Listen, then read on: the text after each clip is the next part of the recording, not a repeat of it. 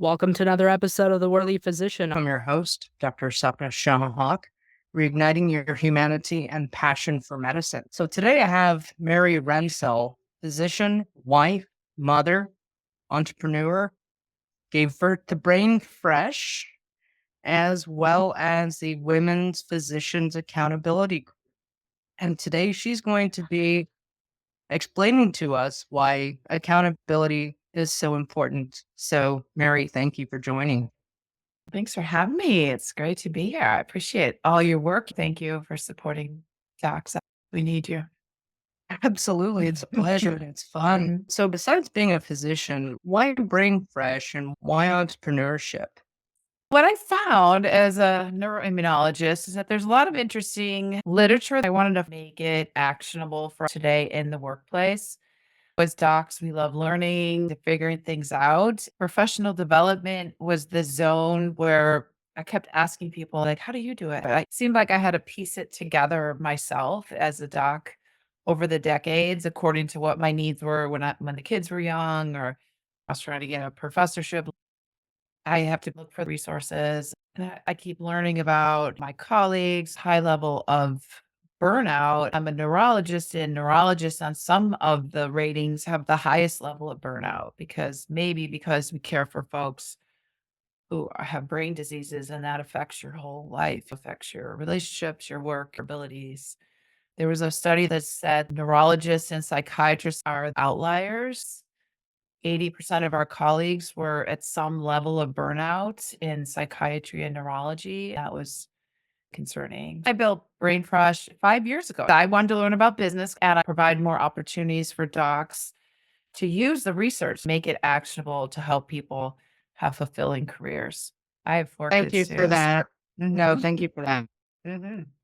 Yeah, entrepreneurship is very important, especially in today's world. I think it makes you a better physician. It is Uh, interesting because we used to think that like the business people were bad and horrible, and we doctors were the good, smart people that cared about humans.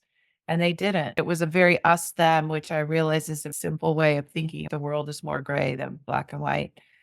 Appreciating business or learning about it has been fun. Crack the case, figure out strategies and goals. It's interesting because people in business have taken some research on professional development and sustainable well-being and put it into action. We know the science and physiology as docs, but we haven't really learned that sustainable well-being. I think there are things to learn from both sides. And Mhm. the strategies that we have, ability to make decisions, ability to use multiple data points as physicians is transferable to business. Yeah, it's amazing how similar it is. We see a problem, we want to solve it. We build our protocol. We just would never call it business. We would call it a protocol. Or writing a grant, you're building almost like a small business. You have to figure out the budget, who's on your team, how you're going to solve the problem, and propose something and see if it works. And business is a lot like that. So I need to see, yeah, where it overlaps and it's very similar.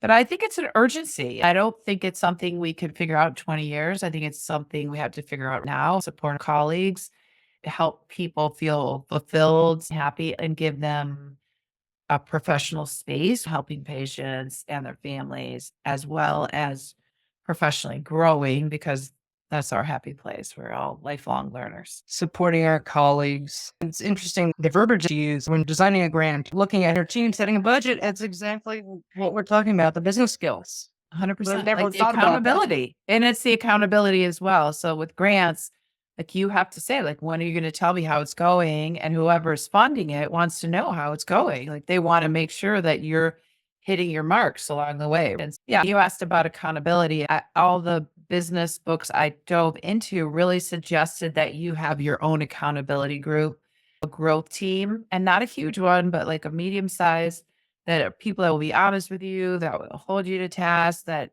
can share resources, that you will say out loud. If we say our goals out loud, we're 70% more likely to hit them. And if we build a growth team, we're more likely to hit it. So we don't have to do it alone, which I think is wonderful. And I feel like those early years, I just keep knocking on people's doors because those were the days before phones and things like, how do you do it? How do you do it all? How do you do the family, the relationship, the work, feed yourself? stay fit. How does it all get done? The answer is different depending on where you are in life. But I was looking to build a team. I was looking for help and I kept knocking on doors periodically, usually when things were a bit of an urgency. Now that we have all this technology, which is great, it makes Mhm. things much easier, much more efficient. Can you hit home the importance of accountability and why you created the Women Physicians Accountability Group?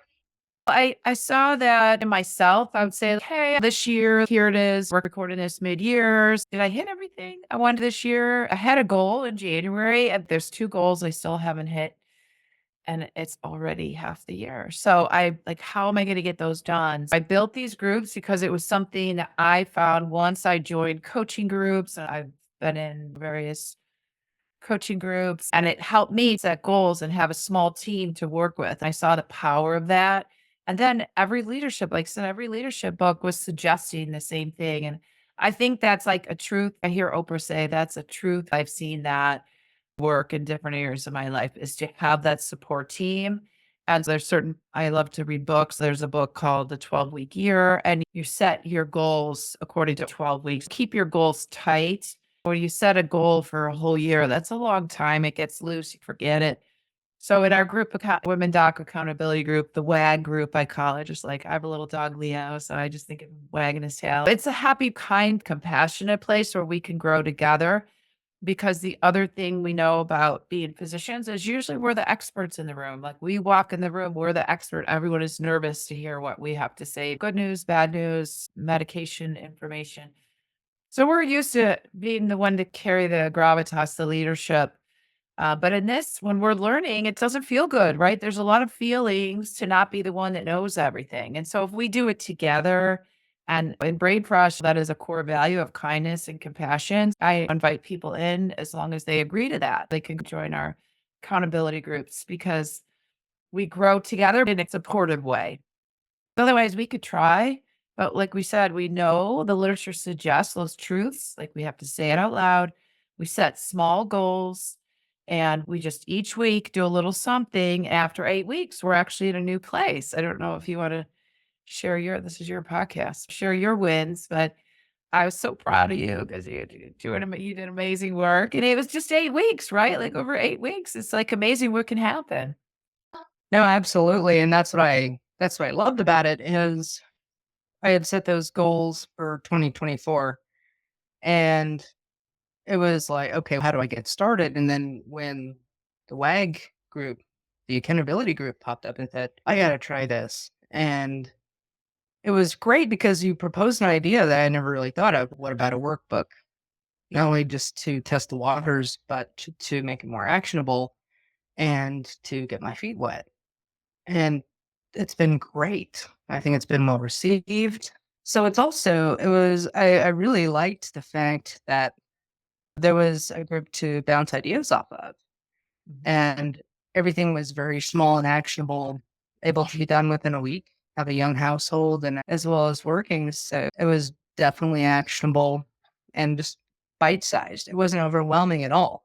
Mhm. And from that, I'll be doing a 6 week podcast club coming up soon and more details to follow. But, all of that was because of the accountability group. Yeah, and I think that's the other thing I like to point out, the neuroscience in professional development and the accountability groups, just a key example of all the neuroscience that we need when we're professionally growing is we need a team because as humans, we need to feel safe to really be at our highest thinking level.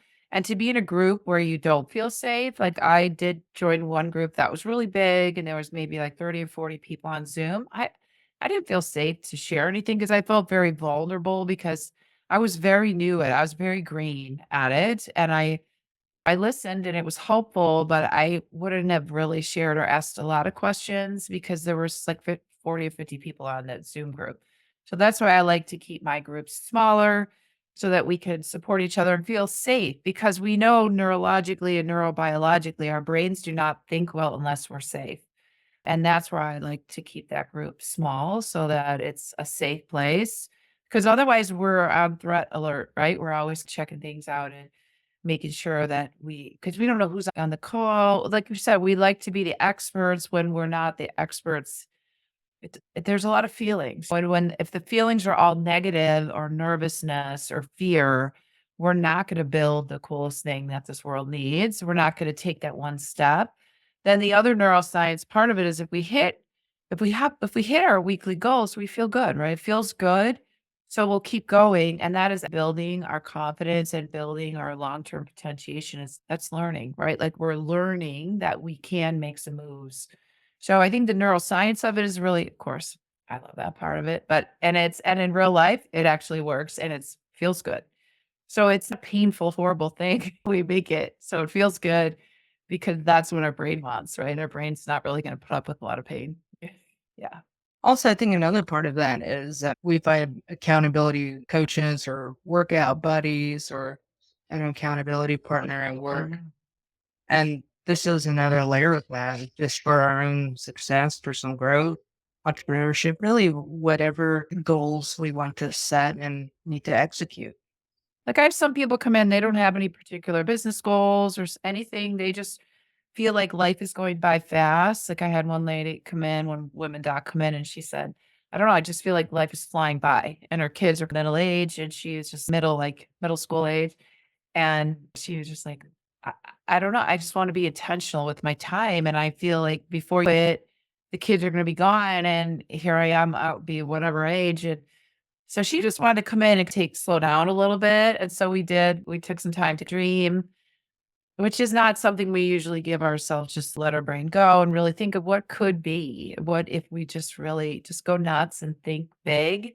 Just get a step closer to that. And it feels really exciting. So I just loved watching her just think about what she really wanted and what she could take a step toward that and joy and happiness and just taking a little step towards what would be like her optimal state or optimal place to work or optimal location, and she wasn't there, but she was getting a little closer and it felt really good.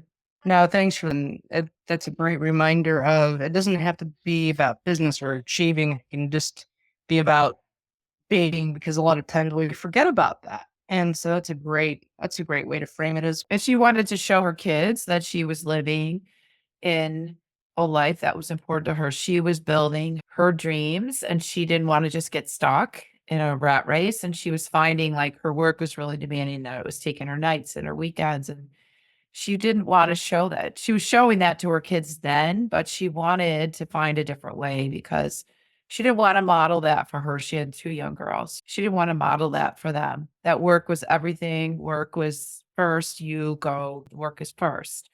So that wasn't the message she wanted to give her family. So I thought that was really neat that she was just being intentional to stop, think about how she was living in a holistic way. I absolutely love that, because if we're not living a life true to ourselves, if we're not having our core values, we're not, even if we have them, but if we're not living them, then it's, I don't know, I find else is pretty much pointless or off track. There's really a disconnect between the brain and the heart. And whether it comes out directly or sideways, it needs to be addressed. So I love that.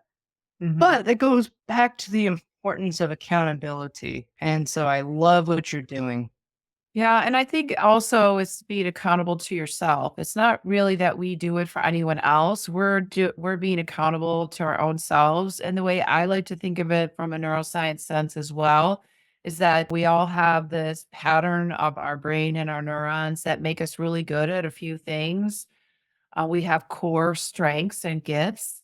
And I think if people knew that it's okay to live in your core strengths and gifts, I think the world would be a better place. People would be able to problem solve more easily.